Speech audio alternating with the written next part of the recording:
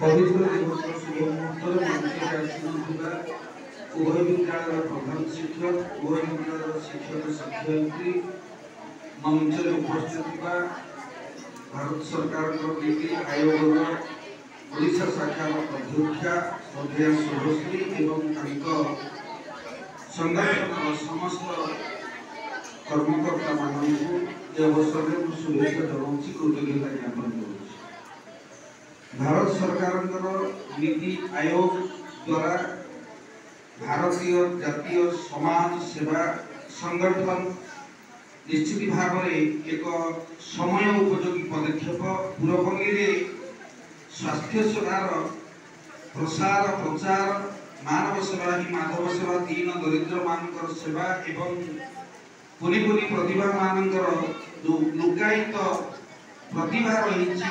उन्मोचन करी लोकलोचन को आनिबा विशेषकर संस्थार स्वास्थ्य एवं शिक्षा उपरे विशेष गुरुत्व आरोप करेणु भारत सरकार द्वारा ये संस्था आम विद्यालय को ए वर्ष जनवरी 26 तारीख में एक सम्मिलित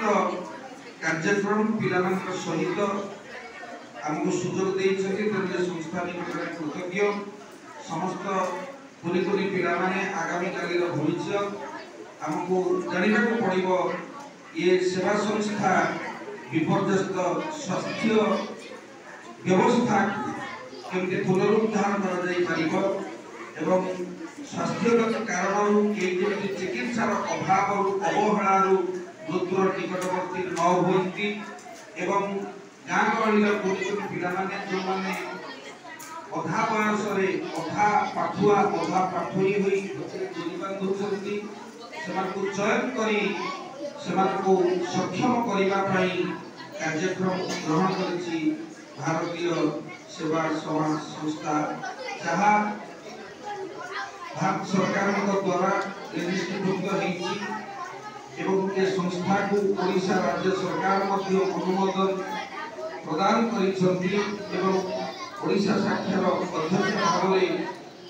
श्रद्धेय शुभश्री अवस्थापित निश्चित गर्व और गौरवर कथा तेणु ये संस्था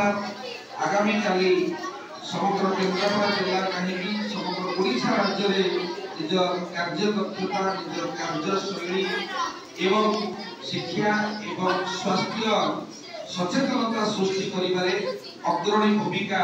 ग्रहण करिछि। आगामी दिन में देवदूत सदृश ए कार्यक्रम को सफलतार सहित समापन करी समग्र भारत सरकार निकट में संस्थार सफलता विजय वैजयंती उड़ेबे ये आशा और विश्वास को रखुछि। पुणी थे ये संस्था समस्त कर्मकर्ता अध्यक्षा को उभय विद्यालय तरफ आंतरिक कृतज्ञता एवं धन्यवाद ज्ञापन करुछि।